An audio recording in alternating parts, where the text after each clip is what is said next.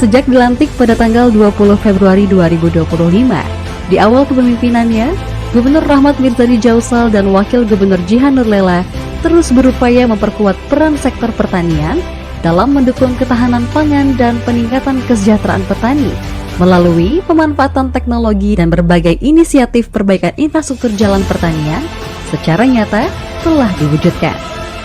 Langkah-langkah ini bertujuan untuk meningkatkan konektivitas antar wilayah, memperlancar distribusi hasil pertanian, dan mendorong pertumbuhan ekonomi lokal, sehingga masyarakat dapat merasakan manfaat pembangunan.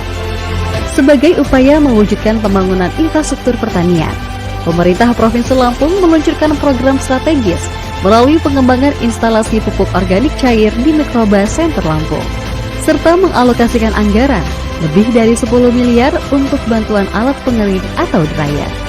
Pada tahap awal, sebanyak 24 unit dryer berkapasitas 20 ton didistribusikan ke desa-desa dan 4 unit mesin penepung mokaf diserahkan kepada kelompok tani dan BUMDes di kabupaten kota. Melalui bantuan yang diberikan, pemerintah menggerakkan hilirisasi pertanian dari hasil ladang menjadi produk bernilai.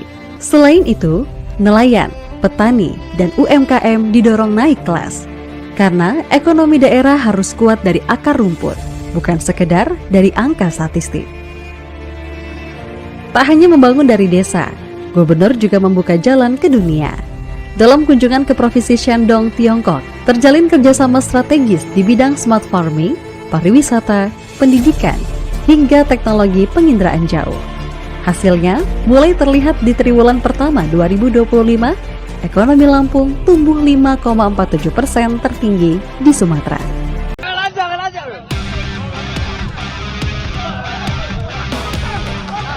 Seorang pria jadi bulan-bulanan warga seusai kepergok mencuri sepeda motor milik seorang warga di Jalan Dei Panjaitan, Kecamatan Pelaju, Palembang, Sumatera Selatan. Ia tertangkap warga saat meninggalkan motor curiannya dan masuk ke sebuah rumah kosong untuk bersembunyi. Naas, ia akhirnya dikepung warga yang langsung menghakiminya. Beruntung, nyawa pelaku diselamatkan polisi yang datang ke lokasi. Dari hasil pemeriksaan, diketahui polisi merupakan residivis yang sudah berkali-kali mencuri dan meresahkan warga. Dari Palembang, Sumatera Selatan, David melaporkan.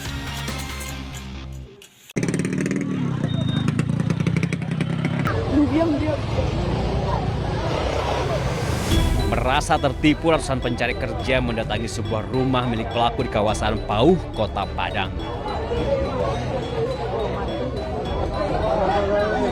Korban meminta pertanggungjawaban pelaku penipuan yang berkedok rekrutmen tenaga kerja untuk ditempatkan sebuah pusat perbelanjaan yang belum lama dibuka untuk umum.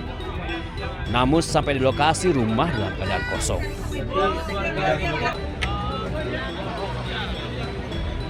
Dengan penuh kemarahan, ratusan korban menuju Mapolresta Padang untuk melaporkan penipuan yang mereka alami. Selain mengaku sebagai panitia penerimaan pegawai, para pelaku juga menjanjikan posisi strategis seperti security, bagian gudang, administrasi, hingga manajer dengan syarat korban harus membayar uang sesuai posisi yang dipilih. Awalnya tuh dapat dari teman, Bang. Tadi diiming-imingin dapat kerja, terus diterima. Habis itu dijanjiin langsung kerja, Bang. Awal pertama tuh dibayar, sistem itu orang dalam lah. Ya. Habis itu kan ada sistem bayar nih, Bang. Bayar itu beragam-ragam, Bang. Tergantung posisi masing-masing lah. Untuk kerugian dari korban bervariasi dari 300.000 sampai dengan 3 juta, tergantung dari bagian dan posisinya. Diduga total korban mencapai lebih dari 500 orang. Sementara saat dikonfirmasi, nama mal yang dibawa pelaku tidak pernah melakukan rekrutmen terbuka melalui perantara atau panitia tertentu. Dari Padang, Sumatera Barat, Budi Sunandar, iNews melaporkan.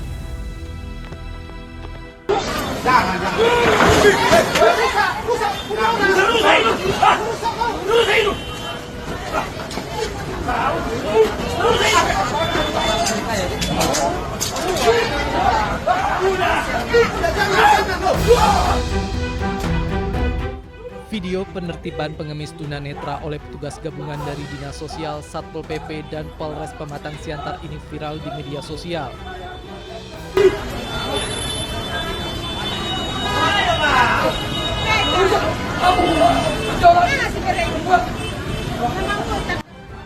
Pengamen yang diketahui bernama Heri Hulu ini menolak dibawa oleh petugas.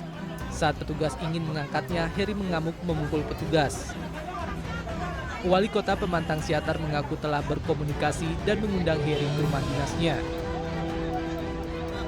Saya undang khusus datang ke rumah wali kota ya. Ya happy kok dia, dan dia katanya ahli pijit. Dia mau beralih profesi, nggak lagi minta-minta mau jadi gubernur. Artinya pemerintah kota memfasilitasi, Pak? Kira-kira begitu, ya, mendukung sepenuhnya malah ya. Wali Kota juga berjanji akan membina petugas Satpol PP yang melakukan tindakan pemaksaan dan kedepannya akan bertindak secara humanis.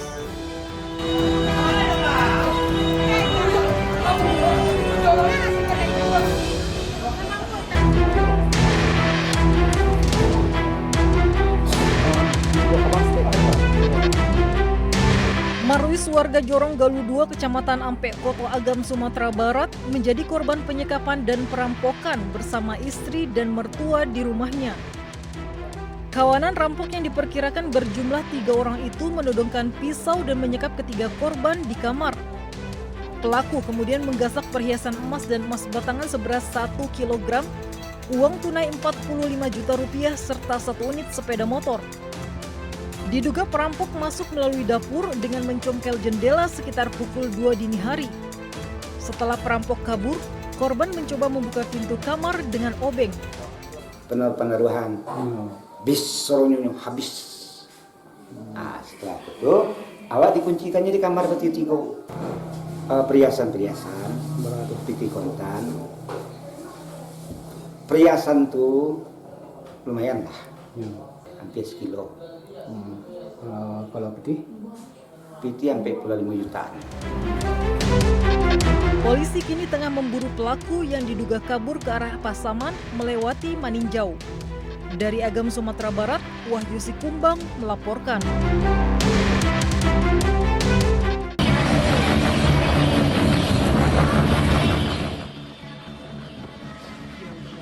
Viral di media sosial, para remaja pengendara sepeda motor konvoi dengan ugal-ugalan di Makassar, Sulawesi Selatan. Bahkan mereka berkendara arogan tanpa mengenakan helm dan membahayakan pengendara lain. Ironisnya, mereka juga merekam aksi mereka hanya demi konten di media sosial. Polisi menangkap 6 remaja di sejumlah titik yang kerap dilalui konvoi tersebut. Yang mana ada sekitar 6 adik-adik kita yang mengemudi, nah ini kerap tidak menggunakan helm sehingga kita amankan. Setelah kita geledah ada beberapa barang ya termasuk handphone, dan ternyata kami melihat, kami cocokkan bahwa di viral juga dia sering melakukan freestyle. Guna proses hukum lebih lanjut, ke-6 remaja beserta 3 motor diserahkan ke Satuan Lalu Lintas Polrestabes Makassar. Dari Kota Makassar, Sulawesi Selatan, Muhammad Nurboni, iNews melaporkan.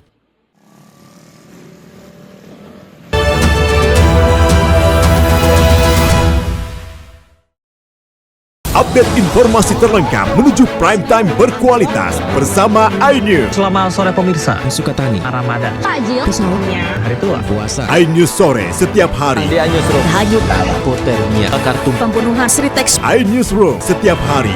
iNews Prime 1 Ramadan, penumpang bersenja. Dugaan pengoplosan. iNews Prime Senin sampai Jumat. iNews Malam, profesi. Jawa Tengah, Gonggongan. iNews Malam setiap hari hanya di iNews. Kami menghadirkan beragam informasi menarik dan terkini terkait kebijakan hingga kegiatan para pemimpin bangsa, dari presiden, wakil presiden, hingga kabinet merah putih. Pemimpin rakyat, Senin hingga Jumat, pukul 12:30 siang. Update informasi terlengkap menuju prime time berkualitas bersama iNews. Selamat sore pemirsa, Sukatani, Ramadan, Takjil, Sahurnya, Hari Tua, Keluarga, Negara, Puasa, Masjid Intas, Silatin Listrik, Jaya Ancol, Garuda. iNews sore setiap hari. Selamat datang di iNews Room. korban hanyut, warga panik, puluhan rumah Hipotermia, bakar tumpukan, pembunuhan. Pertamina membantah PT Sritex memenangkan dan keluarga. Skema oplosan tuh nggak ada. iNews Room setiap hari. Inilah iNews Prime 1 Ramadan. Sholat tarawih perdana pertama Sejumlah penumpang bersenja. dan pilot Menyakitkan. pengoplosan Harus mudik tinggal dunia 5 dekade. iNews Prime, Senin sampai Jumat. Nilai malam 1 Maret 6 profesi guru. Polda Jawa Tengah dan penggelonggongan Sehingga gagal menyalip Rp2.000. Sholat tarawih Forum Kernas dengan Israel. iNews Malam setiap hari hanya di iNews. The Great Prime Time. Kasus yang akan kita hadapi. Kita jadi masalahnya harus Anda kalau nggak Rakyat bersuara. Topik ini yang bermasalah. kabur aja dulu. Kegelisahan. Bukan nasionalisme kalian. The Prime Show. Pergantian lambang. Aku belum bukti. Tidak ngomong juga. Interupsi. Prioritas. Respon mereka semuanya. 30 menit bersama Kabinet Merah Putih. Only on iNews. Suara tak layak dibungkam. Intelektualitas perlu diuji. Integritas butuh konsistensi demi demokrasi yang hakiki. Suarakan kejujuran demi keadilan menuju kebenaran. Saya Aiman Wicaksono, saatnya rakyat bersuara. Saya Diandra Mukti. Anda menyaksikan The Prime Show. Investigasi eksklusif. Apa yang melatar belakangi? Meragukan nasionalisme kalian. Kabur aja dulu. Menyebar kemanapun. Itu luar biasa. Mengupas isu-isu terhangat. kerja di luar negeri, bawa narkoba dari serang anggota TNI. Penyelidikan. Semua tanya akan dijawab dengan tuntas dan berkelas. Makin viral. Pelanggaran syariat Islam. The Prime Show setiap Rabu pukul 8 malam di iNews. The Great Prime Time. Kembali. Apakah Lurus benarkah nyelapak perkara yang akan kita hadapi? Jadinya kita jadi. Tapi saya mengatakan. Tapi masalahnya. Endorsement harus Anda harus saya enggak kalau nggak percaya. Karena kalau kamu memang buka ya. Saya Aiman Wicaksono, inilah Rakyat bersuara Selasa pukul 7 malam. topik ini yang bermasalah? Kabur aja dulu. Kegelisahan. Jadi pendatang syarat bukan nasionalisme kalian. Res narkoba Polda Riau, anggota TNI. PHK. Presidennya teman. Saya Diandra Mukti. The Prime Show Rabu pukul 8 malam. Ada pergantian lambang. Saya tidak percaya. Dari presiden di sana itu belum bukti. Saya membaca tidak ngomong juga. Saya Anisha Dasuki. Dan saya Aryo Ardi. Interupsi Kamis pukul 8 malam. Yang menjadi prioritas. Respon mereka para Apa aja? semuanya. Sudah nggak boleh. Nggak boleh. Itu supaya tidak pandang bulu. 30 menit bersama Kabinet Merah Putih setiap Jumat. Only on iNews. Inilah banyak sekali peristiwa besar yang terjadi dan menjadi sorotan. Ya, kita di sini kita interupsi. Wajib saya dengar ada pergantian lambang. Saya tidak percaya. Dari presiden di sana itu belum bukti. Tidak. Itu hal yang wajar. Siapakah raja kecil yang dimaksud? Tidak ngomong juga. Konsumen korban lagi nggak dapat barang sekarang kita. Ya ini pengawasannya juga lemah. Ya prosesnya belum selesai. Kan Anda mengoreksi. Dia lihat ke tempat lain. Jangan dipotong, Bang. Interupsi hanya di iNews. Update informasi terlengkap menuju prime time berkualitas bersama iNews. Selamat sore pemirsa, Sukatani, Ramadan, Takjil, sahurnya, hari tua, puasa, iNews sore setiap hari. Di iNewsroom. hanyut, hipotermia, kartu, pembunuhan Sri Teks, iNews Room setiap hari. iNews Prime 1 Ramadan. Penumpang bersenja. dugaan pengoplosan. iNews Prime Senin sampai Jumat. Nilai malam 6 profesi. Jawa Tengah, Gonggongan. iNews Malam setiap hari hanya di iNews. Kami menghadirkan beragam informasi menarik dan terkini terkait kebijakan hingga kegiatan para pemimpin bangsa dari Presiden, Wakil Presiden hingga Kabinet Merah Putih. Pemimpin Rakyat Senin hingga Jumat pukul 12:30 siang. Update informasi terlengkap menuju prime time berkualitas bersama iNews. Selamat sore pemirsa, Sukatani, Ramadan, Takjil, sahurnya, hari tua, keluarga, negara, puasa, masjid, silatin listrik, Jaya Ancol, Garuda, iNews sore setiap hari. Selamat datang di iNewsroom. korban hanyut, warga panik, puluhan rumah hipotermia, bakar tumpukan, pembunuhan, Pertamina membantah PT Sri Teks memenangkan, dan keluarga. Skema oplosan tuh nggak ada. iNews Room setiap hari. Inilah iNews Prime 1 Ramadan. Sholat tarawih perdana pertama Sejumlah penumpang bersenja. dan pilot Menyakitkan. pengoplosan Harus mudik tinggal dunia 5 dekade. iNews Prime Senin sampai Jumat. Nilai malam 1 Maret 6 profesi guru Polda Jawa Tengah dengan penggelonggongan sehingga gagal menyalip. Rp2.000 sholat tarawih Forum Kernas dengan Israel. iNews Malam setiap hari hanya di iNews. The Great Prime Time. Kasus yang akan kita hadapi. Kita jadi masalahnya harus Anda kalau nggak percaya. Rakyat bersuara. Topik ini yang bermasalah. Kabur aja dulu. Kegelisahan. Bukan nasionalisme kalian. The Prime Show. Pergantian lambang. Aku belum bukti. Tidak ngomong juga. Interupsi. Prioritas. Respon mereka semuanya. 30 menit bersama Kabinet Merah Putih. Only on iNews. Suara tak layak dibungkam. Intelektualitas perlu diuji. Integritas butuh konsistensi demi demokrasi yang hakiki. Suarakan kejujuran demi keadilan menuju kebenaran. Saya Aiman Wicaksono, saatnya rakyat bersuara. Saya Diandra Mukti, Anda menyaksikan The Prime Show. Investigasi eksklusif. Apa yang melatar belakangi? Meragukan nasionalisme kalian. Kabur aja dulu. Menyebar kemanapun. Itu luar biasa. Mengupas isu-isu terhangat. kerja di luar negeri, bawa narkoba dari serang anggota TNI. Penyelidikan. Semua tanya akan dijawab dengan tuntas dan berkelas. Makin viral. Pelanggaran syariat Islam. The Prime Show setiap Rabu pukul 8 malam di iNews.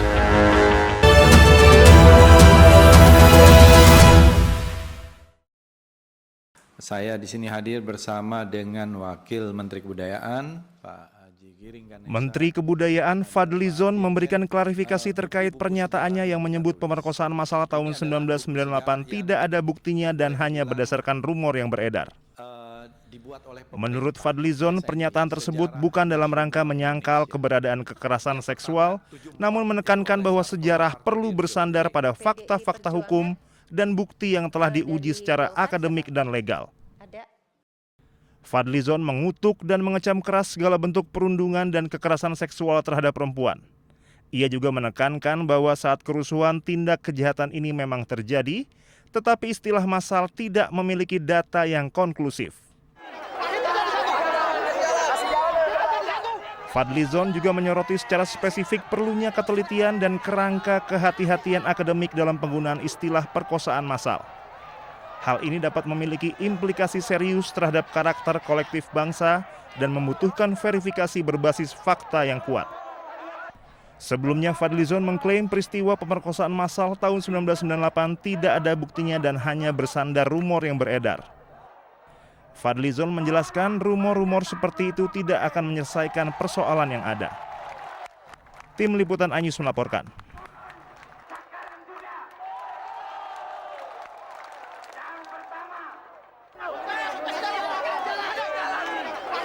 Tragedi Mei 1998 menjadi salah satu peristiwa bersejarah di Indonesia.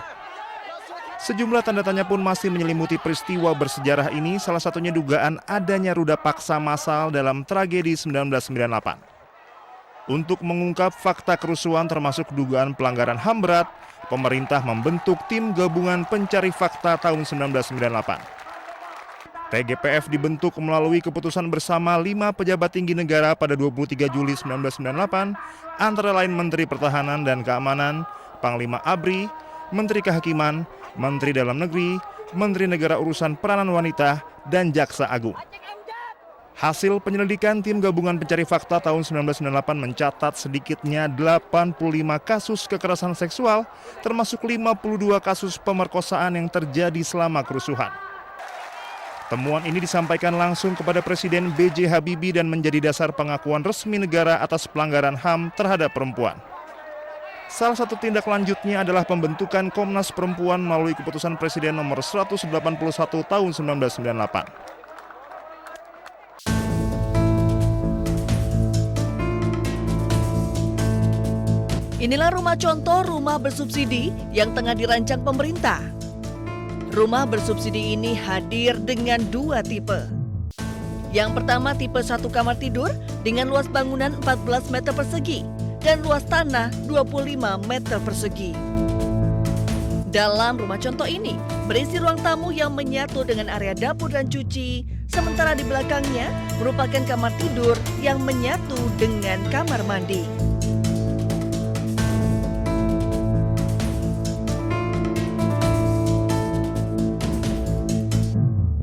Sementara tipe kedua dengan 2 kamar tidur, dengan luas bangunan 23,4 meter persegi dan luas tanah 26,3 meter persegi. Tipe kedua ini berisi ruang tamu dan juga kamar tidur dan kamar mandi, sementara 1 kamar tidur lain berada di bagian mezanin. Rumah bersubsidi yang dipamerkan di salah satu pusat perbelanjaan di kawasan Semanggi ini pun menuai sejumlah tanggapan dari para pengunjung. Apa ya, kayak sempit ya. Tuh, ini kita 2 aja sudah bisa nggak maunya dikit lagi lah, atau 1 meteran kan. Kayak rumah kos ya, nggak apa-apa lah yang namanya 100 juta. Tanggapan saya mungkin ini lebih untuk ke orang-orang introvert ya. Karena nggak bisa terima tetangga nih. Karena iya benar nggak bisa terima tamu. Karena ini untuk dari segi kebutuhan sih mungkin pasutri baru itu bisa untuk menempati di rumah subsidi yang baru ini ya. Sebenarnya memang bagus ya pemerintah itu melakukan aksi inisiatif untuk membangun rumah subsidi ya bagi yang kurang mampu. Tetapi ketika aku masuk ke dalam kok kayaknya masih ada banyak hal yang perlu dipertimbangkan lagi ya, apalagi dari ukurannya dan juga segi kenyamanannya. Tergolong rumah kayaknya masih belum ya. Maksudnya kalau aku masuk ke situ kok kayak di rumah boneka ya. Maaf ya, tapi itu terlalu mini. Maksudnya kalau punya satu keluarga 2 anak kayaknya nggak mungkin sih. Rencananya rumah subsidi super mini ini akan dibangun di area Jabodetabek dengan harga mulai 100 juta rupiah tergantung lokasi. Dari Jakarta, Adisti Arifa, Sadu Santo, Yudi Richard, iNews melaporkan.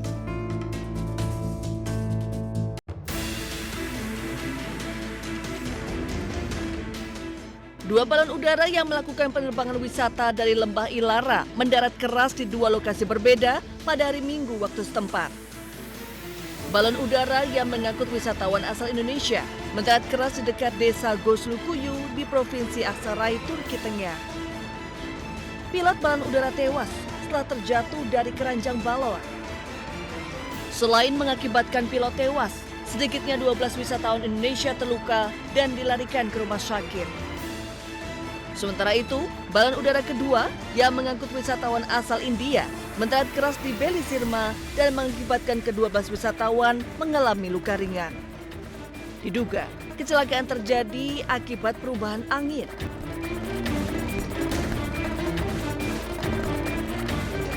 Agak nyasar. Kita nggak boleh kemana-mana, kita nggak boleh keluar dari hotel. Semua pergerakan kita ikutin sama mereka. Mana? Di luar ya? Artis Zaskia Meka saat ini berada di Kairo, Mesir dan mendapatkan pantauan khusus dari polisi setempat. Melalui akun sosial media pribadinya, Zaskia membagikan dirinya diikuti dan bahkan diminta tidak meninggalkan hotel. Intelnya nungguin kita sampai ketiduran. Zaskia bersama sejumlah artis lainnya bergabung dengan total 10 warga negara Indonesia lain akan mengikuti kegiatan Long March.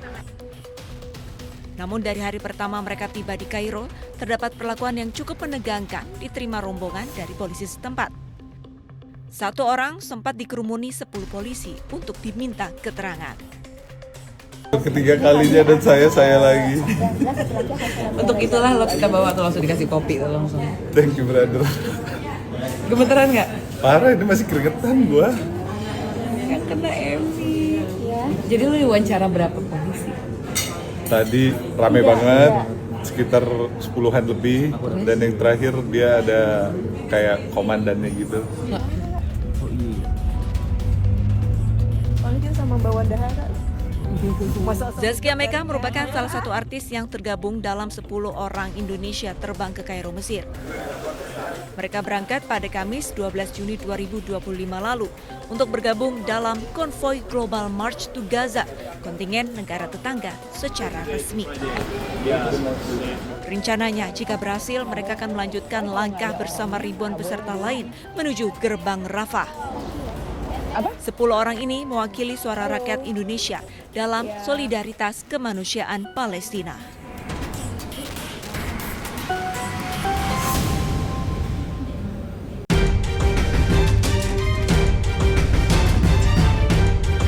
Sosial media dari berbagai negara menyerukan akan adanya Global Long March menuju Gaza. 15 Juni menjadi hari penting bagi para relawan untuk melakukan aksi jalan jauh dari titik yang sudah ditentukan menuju Gaza. Indonesia menjadi salah satu negara yang mengirimkan relawan ke Kairo, Mesir untuk bergabung dengan aksi ini. Tak sedikit relawan yang tertangkap dideportasi ke negara asalnya. Namun, hal ini tak menyurutkan para relawan mengawal dan menyuarakan aksi solidaritas kemanusiaan untuk rakyat Palestina. Tantangan yang mereka hadapi adalah perbatasan ditutup, zona militer yang ketat, dan resiko intersepsi serta pelarangan masuk ke Gaza. Tujuan aksi ini adalah blokade Gaza dihentikan, bantuan kemanusiaan dibuka, serta dunia tidak diam terhadap genosida.